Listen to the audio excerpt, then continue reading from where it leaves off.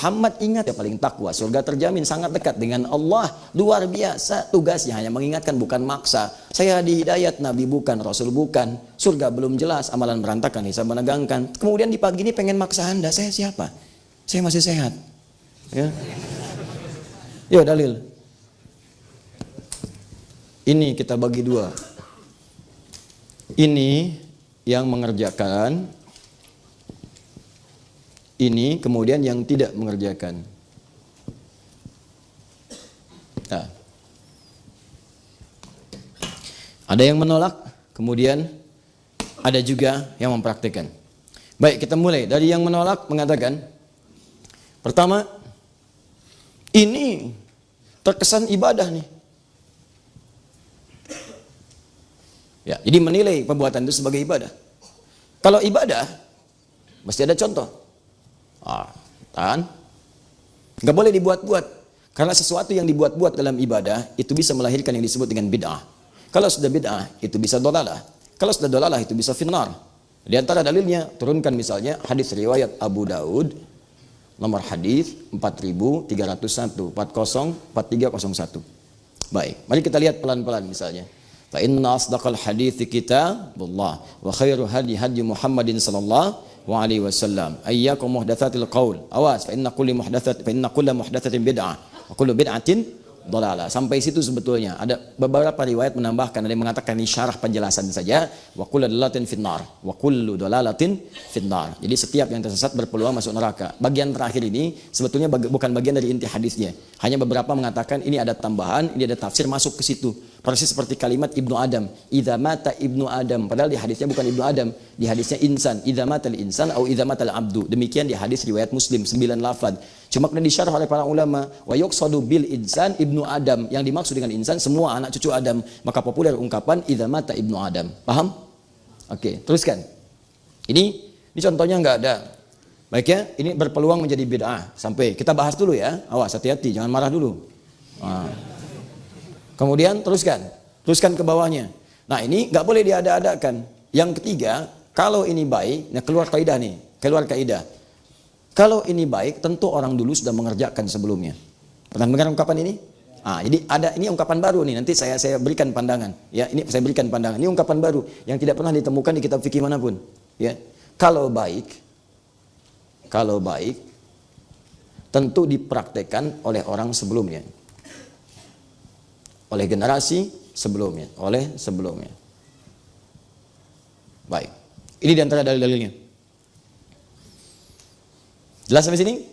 Baik, makanya ketika ada orang misalnya muncul, siap nih maulid, mau bikin ini, mau bikin itu dan sebagainya, mau ngaji ini itu, dikatakan, nggak bisa, itu bid'ah. Singkat aja bid'ah. Kenapa bid'ah? Turunkan. Ini terlihat seperti ibadah, ini nggak ada contohnya. Ya, ini masuk pada sesuatu yang dibuat-buat, dan kalau itu baik pasti dipraktekkan oleh generasi sebelumnya. Nah kemudian itu dijawab oleh orang-orang yang melakukannya, mempraktekannya, bahkan dengan jawaban-jawaban juga yang didetilkan sampai dengan dalil-dalilnya. Di antara orang kontemporer yang menjawab itu ada namanya Al-Habib Sayyid Alawi Al-Maliki. Ya, beliau tinggal di Mekah, wafat juga di Mekah, di antara cucu keturunan Nabi SAW. Menulis kitab namanya Mafahim Yajibu an Tusahhah.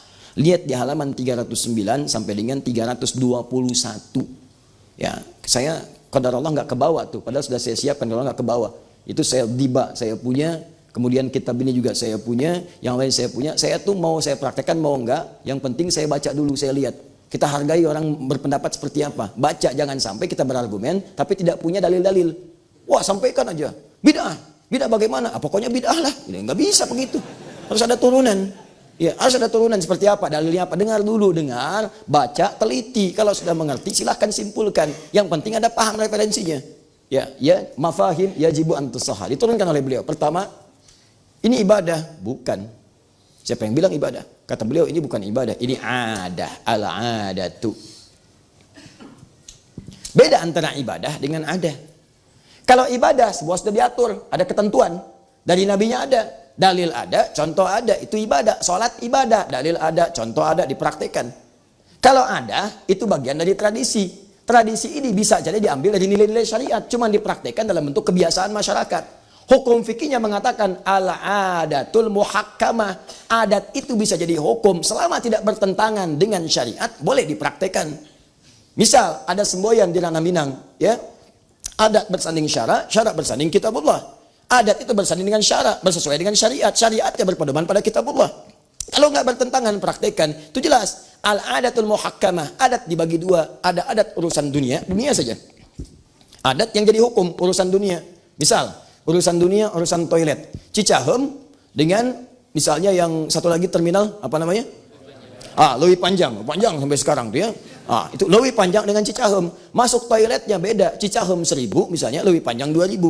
Hukum Cicahem 1.000, Leuwih Panjang 2.000. Tiba-tiba Anda biasa ke Cicahem, masuk ke Leuwih Panjang, masuk ke toilet.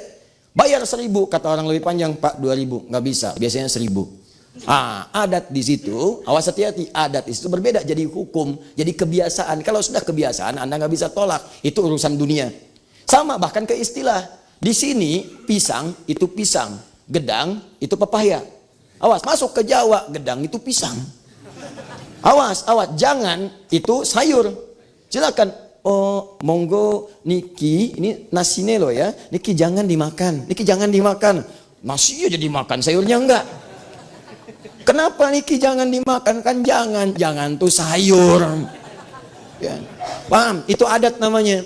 Ada kebiasaan-kebiasaan. Nah, hukum fikih mengatakan urf itu, adat itu kalau masuk pada urusan-urusan terkait dengan praktek-praktek penjelasan atau praktikal nilai-nilai syariat, dipraktekkan dalam adat sepanjang tidak bertentangan dengan syariat, boleh. Dari mana hukumnya? Nggak usah ambil